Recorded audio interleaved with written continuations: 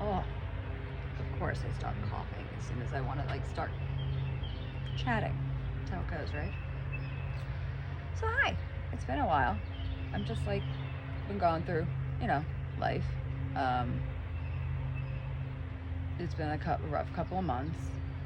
In the beginning of March, Kenny and I said goodbye to Delilah. For people who don't know who Delilah is, I don't, it's still weird. Just like my dog soulmate. I got Delilah when she was, they thought she was 8 weeks. Then she said they thought she may have been 5 weeks. She was a little baby puppy. And I rescued her from North Shore Animal League. And she was my world for the last close to 18 years. Delilah saw me through so many things, like failed relationships, the accident, the like moving. God, me and that dog, we moved so many times because living on Long Island is not a very cheap thing, and when you're doing it on your own, in your late teens, early 20s, it makes a difference. She was incredible. And my little girl passed in our backyard. She hadn't been feeling well for a few days. Like, there was an issue with like her dog food that I got from a company. I no longer get the dog food from there, but they had an issue with the food and didn't tell me until it was too late. And like, she was pooping and just having the worst time of her life. And she seemed to be going on the up and up and feeling better. And it was only for like a day and a half. Like, so it wasn't like I was like, oh crap, I gotta like figure this crap out. And then like that morning when she passed, like I slept with her downstairs in our living room the night before. And I was just laying with her on her big bed. And I looked at her and she just gave me this look I never saw before. And I was like, okay, this is the sign I was looking for. Like, you're ready. You're ready. I get it. And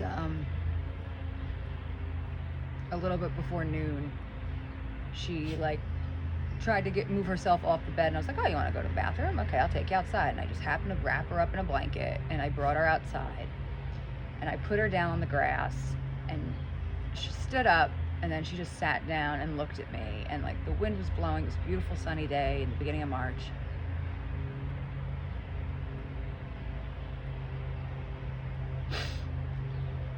And those dachshund ears were fluttering in the wind, and she just laid down, and my girlie went. Our other two dogs, Anna and Shay, was with me. My poor husband was walking out the back door, and I was like, Kenny, it's happening. And he was just distraught. Like, we were so sad. And she passed in the backyard, and like, the most peaceful little thing. She was so cute. Oh, my little girl. I miss her so much. But yeah, so that's been going on. And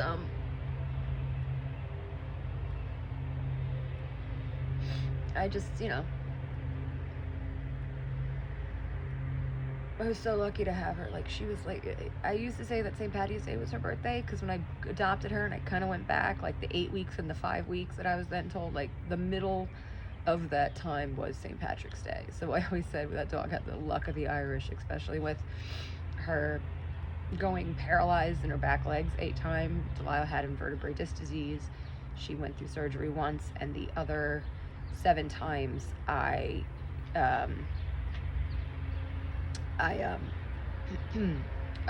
did crate treatment. I can't remember the exact words. It's not surgical. It's not conservative. I don't remember. But like, there's a crate treatment where it was just like meds and rest. And I was always able to get her back up and walking. And she was always so happy. She, she was a fighter. So I knew when it was time, like, it was time to go, like, she was ready. So yeah, that, like, medically, I'm just tired. I'm so tired. Like, I just feel like it's just a constant fight. And anyone who has a chronic illness or goes through that, like, they get it. but I'm just so tired right now, like dealing with the doctors and the insurance companies, and I'm like happy I finally have like a regimen at least that's, you know, I have some form of what is, I guess, relief. Like but I'm just tired, and I'm just trying so hard not to be like a huge cranky pants. And like art-wise, I've just been like experimenting and trying to paint on the days that I feel okay. I've been crocheting and knitting on days where I feel like I can use my hands a little bit. Obviously, I'm sitting outside. My dogs decided that, you know, Shay and Anna decided it's a gorgeous day here right now in New York, and they wanted to do some sunbathing. So they're walking around the yard right now finding, Anna, the acorns. Anyone else's bulldog have a fascination with acorns? Because I don't know what the heck happened this year, but there had to have been like thousands upon thousands of acorns in my backyard, and I'm constantly like going at Anna. Thank you. I'm constantly like yapping at her, like put down the acorn. I said put down the acorn. Anna. English bulldogs, they like to lick. What is that? Anna. So yeah, medically I'm just really tired and cranky, and then, you know, the world's imploding because, you know, now people are making changes to, you know, people's health care and changes. You know, I'm on Medicare. I do not qualify for Medicaid because I worked too much when I was well, and made too much money then, which is all gone because, hello, you pay for it now on your medication and life. And then they want me to like take my name off of the house with my husband. Like, even like the best thing for my husband to do would be to just divorce me.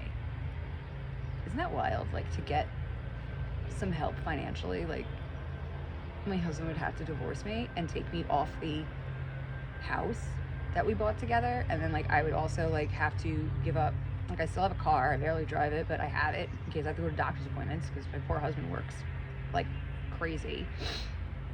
And, you know, and he does HVAC, so he's, you know, crawling in people's attics and crawl spaces and busting his ass.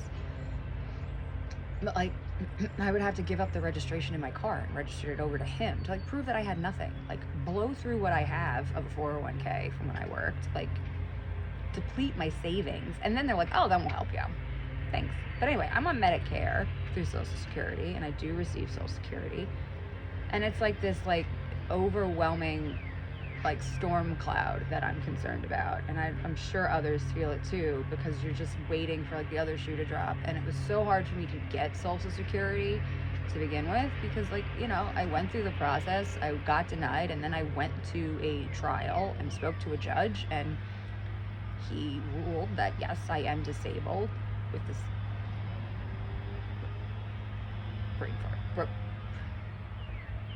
brain injury I have, and the cryopyrin-associated periodic syndrome diagnosis. You know, so it's hard because like every day is different.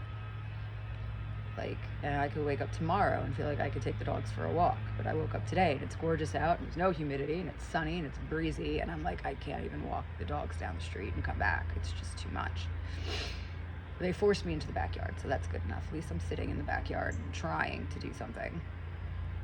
But yeah, it's really just frustrating. And like I've been like fighting because I'm on a immunotherapy infusion, and the insurance companies like decided, oh, after like recent review, of course, because the world's imploding, they're like, we don't feel like that medication is like medically necessary. And I'm like, it's the only thing that's worked. We tried everything else. So it's like, you get to go through the claim process all over again. And like, you're sitting there and you're like, you know, I've already done this. Now I gotta do it again? Like, yes, I do it. Get it done with. It's like, but like,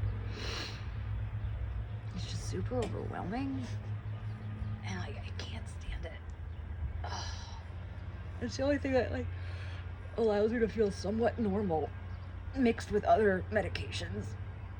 You know, so I can actually like, you know, get out of bed. I just want a quality of life, a decent quality of life. Like, I miss working. I miss all of that so much. And it's like, I've just been trying to like put the little energy I do have into positive things. I wrote a book, which is wild. And it's really just about like the journey from, you know, becoming, you know, changed after the accident, and then finding out about the rare genetic disease that I have, and just like navigating all of it. Because when I first had my car accident in 2013, it was really hard. I just didn't feel like there was like anybody that got it, and it was really difficult because, you know, they have support groups for TBI, and like you go and you're just sitting there, and like you just feel like, you know, I felt like, how dare I feel the way that I do, and these people are dealing with things that are like way worse than me. Like the other people in excuse me, in the support groups were veterans, like people who've been to war. I'm like, how do you compare yourself? Like, yeah, I got hit by a Camaro twice in the Sun State Parkway, and it forever changed everything. But these, you know, people have been to war. They watch their friends get killed, their convoys get blown up. Like, how am I gonna compare? And I think that's a hard thing to go through too. Like when you go through like a life-altering event, you know, I'm very well aware there's people in the world that definitely have it way worse than I do. I'm lucky. Like I was able to do cognitive therapy and behavioral therapy and physical therapy, and like get myself to a decent place. Like I think it's a good place. And then there's other people, it's like they'll never be able to get there again. Like, and it's so hard because you just don't. Sometimes I feel like I don't deserve, like, I don't know, like, I don't want to say like people, like I don't want people's pity, but like when you watch someone who's like, you know, there's some people who can't speak anymore, there's people that can't walk anymore, and it's like, all right, yeah, like I have trouble walking, I need assistance sometimes, but like I can get up, like I could get through it. And there's some people where it's just forever changed, and they're like confined to a chair, or they're, you know, it's just, I don't know, it's a lot. But anyway, once again, I digress. So yeah, I wrote a book about like what I kind of wish I could have found when I had my accident. And like nobody prepares you. Like you go to a hospital, they run all the tests, you do all the scans, you do everything, and then like they're like, all right, there you go, sending you on your way. And you're like, I don't know what to do next. What do I do next? And I didn't have it. Like there was nothing for that. So I just kind of wrote this memoir, which is, it's called This Too Shall Pass.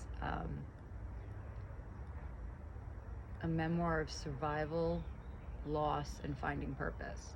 Because you know what also people don't tell you about? Like after you survive something like that and you age, which is such a privilege. My grandmother was right. My nanny used to always tell me all the time how aging is a privilege, and she died at 99, and it was really hard for her because I watched her bury all of her friends, bury her loved ones, like, and she still had a positive attitude until the very, very end.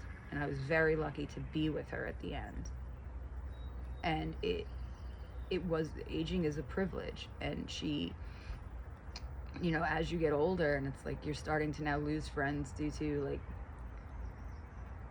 illness. Like I lost one of my friends over the summer to like stomach cancer. I'm like, she was 39. She didn't even make it to 40. She was like, how?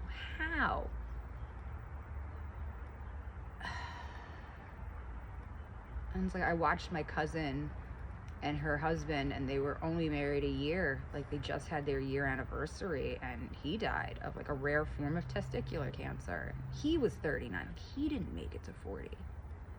How the hell is this happening?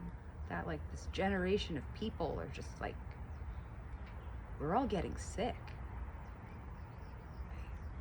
And you sit there as somebody who survived something that was not only traumatic but life-altering, and like and then you have to watch others go, like the survival guilt. Like, they don't talk to you about that. Like, nobody prepares you. Like, so that's what I kind of like wanted the book to be about. Like, more of like, hey, this was my experience. Like, I didn't want anything preachy. I didn't want a self-help book like, oh, why don't you do this instead of that? Like, I just kind of wrote of what my experience was, and when like I had to do for myself to find peace in all of this chaos. And it's like a fluid thing. It changes every day. Like, it's never the same. I'm never the same. But like, I'm so grateful for life. And I think back to when I was a teenager and I was like, I don't want to be here. I was, I don't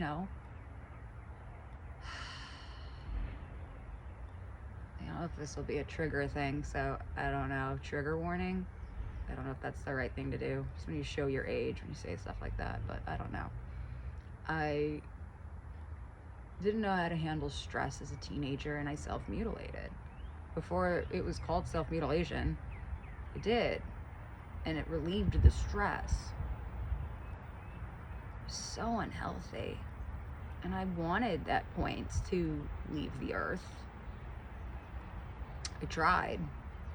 Didn't do well. Not do well, but I obviously didn't go through. And like, I bring up a point in the book, and like, even like after my accident, like, I felt like such a burden, and it was 2018. No, it was February of 2019, and I just lost it. And I then again, unfortunately, tried to harm myself and was unsuccessful, luckily. And that is when I decided, like, oh wow, like, I need help. And I reached out, and I found like an incredible therapist. And I don't know about anyone else out there, but when you're at the age that I am, which I'm 40 this year, I'm 40 last year, I'm gonna be 41 this year. So when you're a certain age, like, therapy is like looked down upon. Like, I grew up in a family, like, Irish, Italian, Catholic. Like, you don't talk about your problems. You get over it. You suck it up. You move on. It wasn't working for me. Especially when, like, the way that my brain healed, when I would become stressed, I would have seizures. And I never had seizures before, but it was just the way that, like, my brain was processing the stress that was going through my body. And I just felt so horrible for my husband. Like, this accident happened 28 days before our wedding. And he's a fucking trooper. Like, he still kept in and did it and stayed. And I love him for it. And even now, gonna be 12 years later, with all the ups and downs I've been through medically, and like what he's had to go through, what he's had to give up, like children, and all these other things and these sacrifices he has made. Like, what a guy, what a man, what a partner. I'm very lucky for my partner. A lot of other people would not have stayed. But like, it's like, the book is like about my personal experience, and like, only reason I wrote it is because my neuropsychiatrist was like, you've learned to have a positive outlook, which is very hard for people in your position to do. Maybe you should write a book about it. So I did. I self-published it. It's out there in the universe, and I really just hope that, like, it helps one individual. And that's really the long and short of it. Creating art, working on my well-being, so that's my job. I am a professional patient. And yeah, watching my two crazies lay in the sunshine.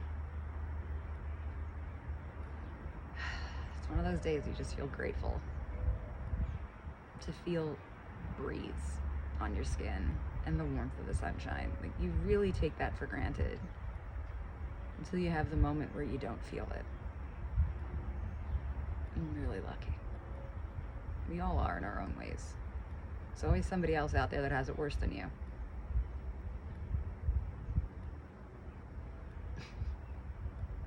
Sorry. I'm just looking at my two jabronis being jabronis. They're adorable to me. Anyway, hope you guys are all well. Be good to each other. Be kind. Just remember,